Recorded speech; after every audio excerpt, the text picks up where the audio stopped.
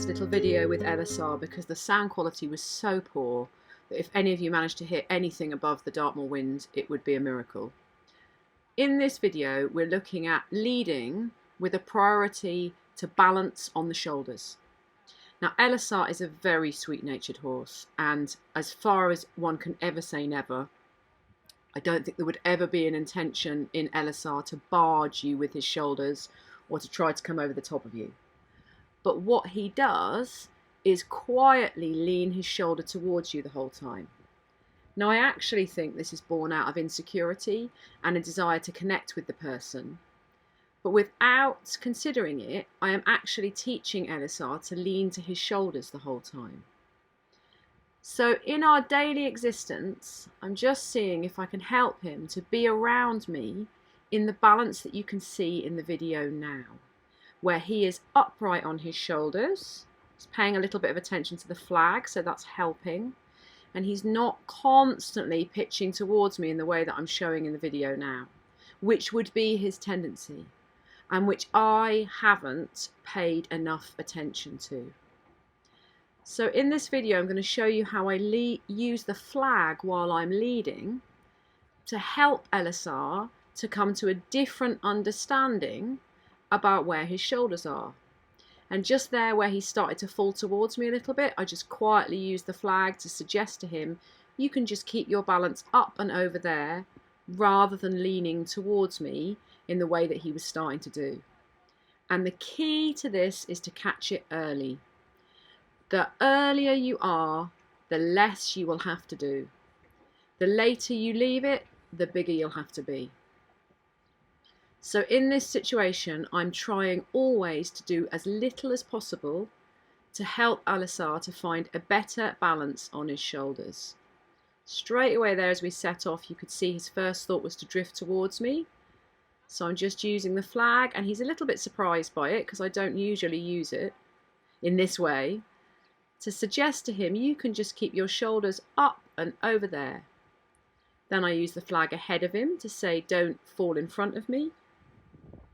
And each time he goes to drift towards me, I just quietly use the flag towards him to suggest that he could keep his shoulders away. And as we come around here again, I'm just using it in that way to say you could just keep your shoulders over there. And then I use the flag ahead of him to help him consider being in balance as we come to halt.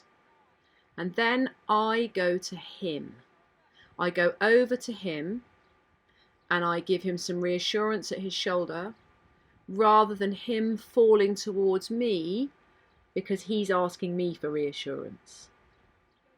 And then I step away again. And although he reaches to touch me with his nose, he's not falling towards me with that shoulder. But I have to be careful because it wouldn't take much before that little touch around with his nose then becomes a falling on the shoulder, and then everything that I've just worked to explain to him is undone because I didn't notice. And that is absolutely the key. Do you notice when your horse falls towards you with their shoulders? As we set off again now, can I pay attention straight away to giving guidance to Ellsar to just keep his shoulders over there? The benefit of the flag is that as he moves his shoulder away, he's also paying attention to the flag, so that helps. As he looks a little bit to the right, he moves his shoulders to the left.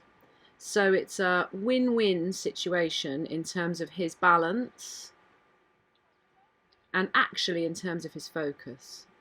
And I am paying attention the whole time. Oh, look, there you see I missed it.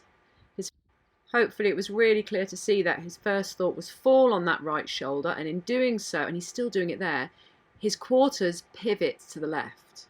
So I've actually gone to help him there to show him you can redistribute your weight so you don't stop just by blocking down on that right shoulder.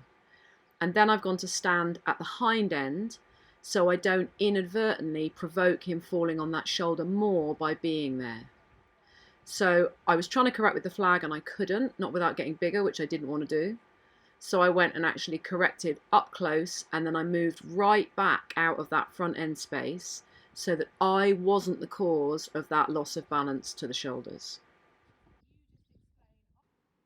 Then we took quite a long break where we just hung out together. Then we went again, but this time I just checked out that he wasn't anxious about the flag before we left. So I rubbed him with it a bit and then released it as he went to move off, because it was such a nice offer from him to move his shoulder away, and it didn't have the same slightly running quality that it had a couple of times before. Then we practice again. Can you keep your shoulders over there? Very sweet. And then as we turn, I just keep the flag up there so that the act of turning doesn't provoke him to fall on that inside shoulder. And then we stop. And although it's better, still not best, so that's for me to work on, but it was so much better that I went again and just hung out with him. So just have a think about how this might relate to your horse and whether you could see the benefits of leading them in a way that doesn't throw them to the shoulders.